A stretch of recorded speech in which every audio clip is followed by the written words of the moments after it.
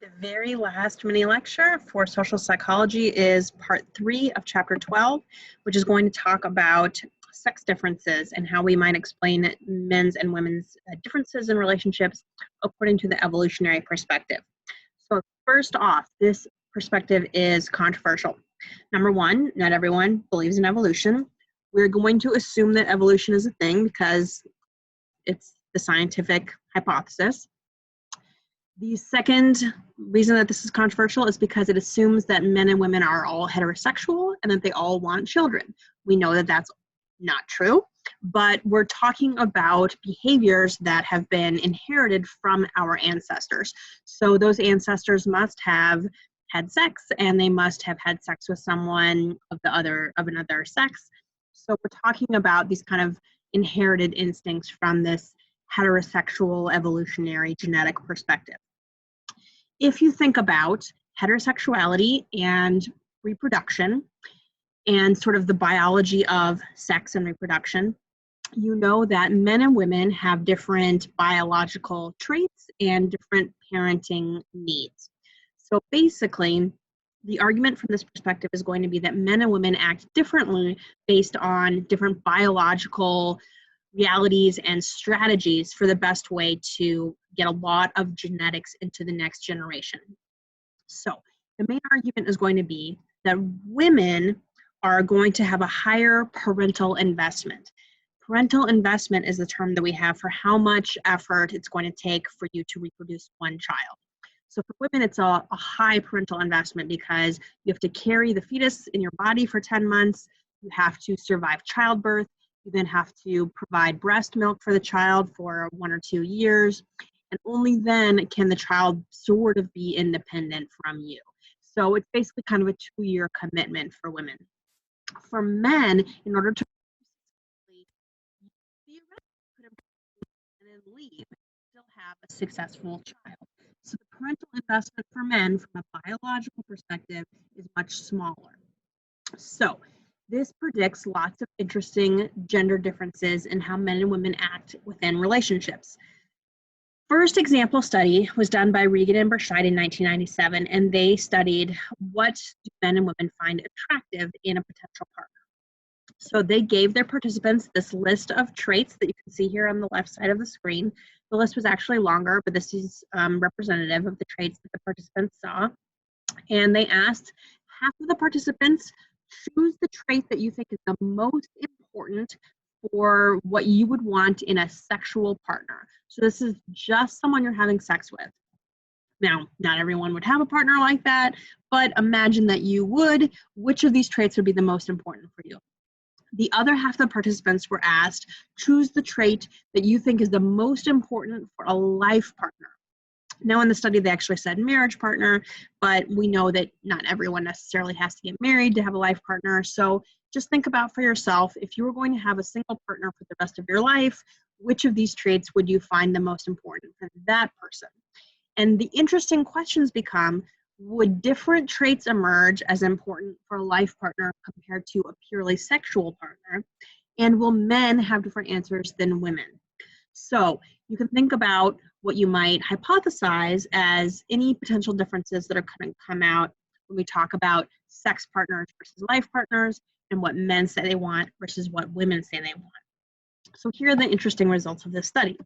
First, the top 3 things that men said that they would want in a purely sexual partner. You want someone who's physically attractive, totally makes sense. You want someone who's healthy, totally makes sense, especially if you're thinking about sexual health, like sexually transmitted diseases or infections. And then number 3 was overall personality. Contrast this to what women said that they wanted in a sexual partner. Physically attractive and healthy was still the top 2, same as what we saw in men. Women say physically attractive and healthy. Interestingly, women have on the pretty top of their list attentive to my needs. And you might argue that that's because traditionally women might not be as easily brought to orgasm, and so women would want a sexual partner who would be attentive to that, making sure that it's pleasurable for the woman as well as the man, assuming, again, we're talking about male-female sexuality. Okay, now we can compare those answers to what both men and women said they wanted in a potential marriage partner or life partner. So physically attractive and healthy were at the top of the list for sexual partner, right, for both men and women. When we ask men what they want in an overall life partner, overall personality is now at the top of the list. Honest or trustworthy makes the list, and physical attractiveness is still on the list. This makes sense. In the stereotypes that we have for men wanting women who are physically attractive, right? Women did not have physical attractiveness on their top 3 for a life partner. For women, they said honest or trustworthy, sensitive, and overall personality. So we can see that women aren't putting physical attractiveness on the top of their list. This is interesting. You could argue it's because men are trained to care more about the physicality of female partners. You could also argue that women are lying and that women are just as interested in physical attractiveness, but they're not supposed to say that. So maybe this is an honesty check in this survey. Still interesting to see these kinds of differences play out. Another interesting difference that evolutionary psychology predicts is that men and women will have different reasons to be jealous. And again, this goes back to the idea of parental investment. So the argument is, if you're in a committed, monogamous, heterosexual relationship, and there's a man and a woman in that relationship, and the woman gets pregnant, the man will be concerned about what we call paternity uncertainty, which is the idea that if I've said I'm committed to this woman, I'm only going to have sex with her, I'm going to raise these children, then you want to make sure that those children are your children, because you've given up a lot of sexual opportunity that you would have had if you hadn't been committed. So the idea is that for men, the best genetic strategy to actually have a lot of children is to not commit to a single woman. Have sex with as many different women as possible, because if you could impregnate all of them, that's your best strategy. You can have so many kids. Women can only have, let's say, maybe 1 kid every year or 2. So women have this difference in need where they want a partner who's going to commit to them and help her raise those kids, provide resources, bring home the bacon, so to speak, right? So the idea is that men and women have very different strategies. So in terms of jealousy, if you're in a committed relationship, if you're a man, you're worried about your woman having an affair and getting pregnant from another man, and then you're stuck raising that man's children, right? So she's kind of tricked you into raising children that aren't your own. So you're going to be worried about sexual infidelity if you're a man, worried about your woman having sexual affairs, basically. The argument from this perspective is that women aren't so worried about men having sexual affairs, because if they get another woman pregnant, it's not that big of a deal to you. You can still have your own kids, right?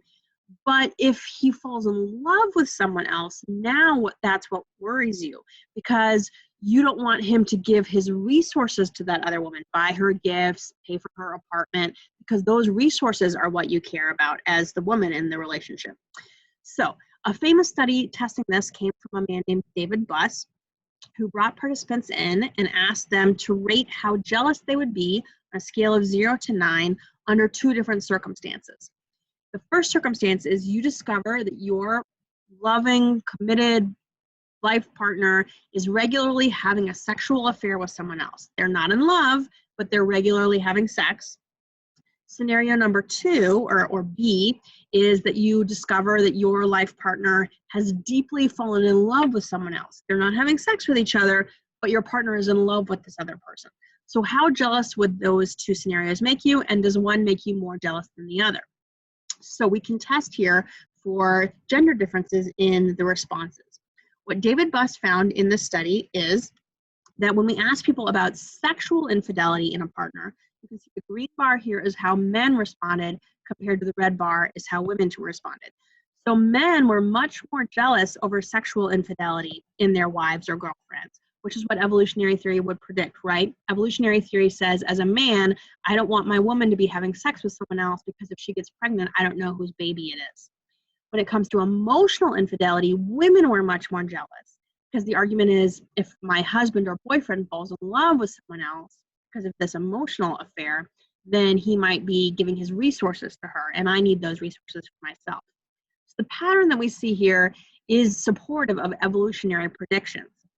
Now, again, you could argue that these are really just reinforced by our culture. So it's not so much biological or genetic as it is how we train men and women to think about relationships, where women are trained to think more about love, men are trained to think more about sex. So this could be reflecting culture instead of genetics. So the results are potentially controversial, and how do we interpret them? But we do still see these pretty strong gender differences. The third difference that we'll talk about, and this is the very last study that we'll talk about in the entire semester. It happens to be one of my favorite psychology studies ever done, and it should sound familiar to you because we talked about it on the very first day of class. The third study talks about gender differences in promiscuity. So again, going back to this biological parental investment idea, men should be more promiscuous than women because it's a better strategy for men to have as much sex as possible and impregnate as many women as possible because, number one, you can have a lot more children that way, and you want to have sex with lots of different women because you can get different genetic combinations in your children then, and you get various genetic health. For women, because a pregnancy is a lot more meaningful in terms of my investment, I have to put 1 or 2 years into each child compared to men. For women, the argument is they're going to be a lot more picky with their sexual partners. They're going to be a lot more hesitant. They're going to only provide sexual access to a man if he's given her some kind of show of commitment or emotional investment.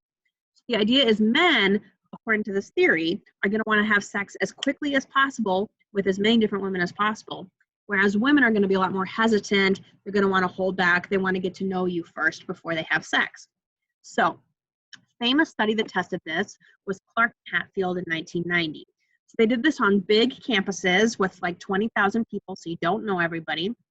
And they had attractive research assistants walk around campus, go to public areas like the library or the cafeteria, and approach opposite sex people who were sitting by themselves. They had a little speech that they gave to every participant, which was the same at the beginning. So it was, "Hi, my name is blank. I actually think we had a class together last semester, but I sat behind you, so you might not recognize me. I have to say that I find you very attractive, and I've been thinking about you for several months now." So then the end of the speech differed. A third of the participants were asked, "Would you like to go on a date with me tonight?" A third of the participants were asked, "Would you like to come back to my apartment with me tonight?" And a third of the participants were just straight up asked, "Would you like to have sex with me tonight?" So the independent variable here was which question did they get at the end of the speech. And the other thing we're testing, of course, is how do men respond compared to how women respond. The dependent variable, of course, is how many people in each condition say yes to the questions. So what you can see here are the results. The dependent variable is the percentage in each condition who said yes. Note that these results were screened for people who were approached in the study who said that they were single and heterosexual, right? So if somebody said, "I can't go on a date with you because I'm in a relationship or because I'm gay," those people are not reflected in these results. So the results are only for single heterosexual people. So let's start with the women who were approached, the female subjects. When they were approached by a man and asked, "Would you like to go on a date with me tonight?" about half of them said, "Sure, I'll go on a date with you." When women were asked, "Would you like to go to my apartment with me?" only 6% said yes to that. Now, you might remember the joke I made at the beginning of the semester, which is 6% from one perspective is not very many, right? That's not a great success rate. But you could be more optimistic and think, hey, 6 out of 100 women are coming to my apartment. Now, is it a good strategy for a young man to walk up to a young woman and say, "Would you like to have sex with me?" That was not a good strategy. None of the women agreed to that. Let's look at how the men responded in this study. So again, evolutionary theory would predict that for men, they should be much more likely to agree to all 3 of these questions because, according to this perspective, men are basically ready to have sex earlier and with as many different women as possible. This is a sexist theory. Keep that in mind.